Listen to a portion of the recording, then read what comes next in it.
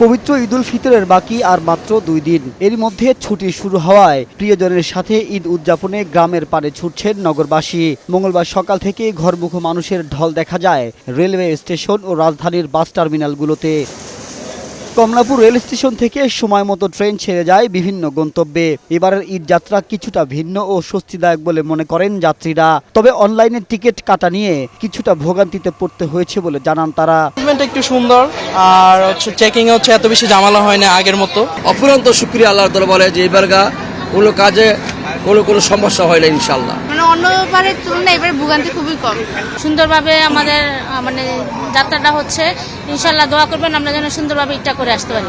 Kamalapur station manager জানান সারাদিনে 44টি train ছেড়ে যায় বিভিন্ন গন্তব্যে।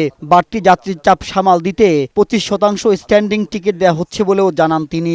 শিডিউল অনুযায়ী ট্রেন পরিচালিত করতে পেরেছি।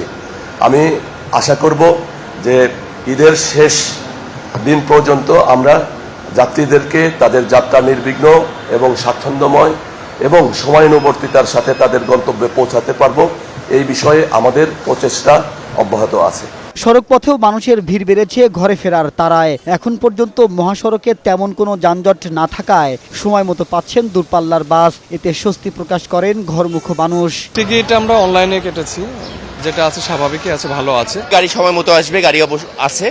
এদিকে সকালে গাবতলী বাস টার্মিনাল পরিদর্শন করেন পুলিশের মহাপরিদর্শক আলী হোসেন ফকির। এ সময় ভাড়া নিয়ে যাত্রীদের সাথে কথা বলেন তিনি। পরে সাংবাদিকদের আইজিপি বলেন, যাত্রী হয়রানি করলে তাৎক্ষণিক ব্যবস্থা নেওয়া হবে। এই ঈদ যাত্রা সুষ্ঠু সুন্দর করার জন্য সকল ইউনিটের অফিসাররা এবং ফোর্স এখানে ডিপ্লয় থাকবে, সারা বাংলাদেশ সব জায়গাতে। মহাসড়কে যানজট নিয়ন্ত্রণে হাইওয়ে পুলিশ সহ আইন শৃঙ্খলা রক্ষাকারী বাহিনী তৎপর রয়েছে বলেও জানান পুলিশের মহাপরিদর্শক। মাহবুব আজমি, বৈশাখী সংবাদ, ঢাকা।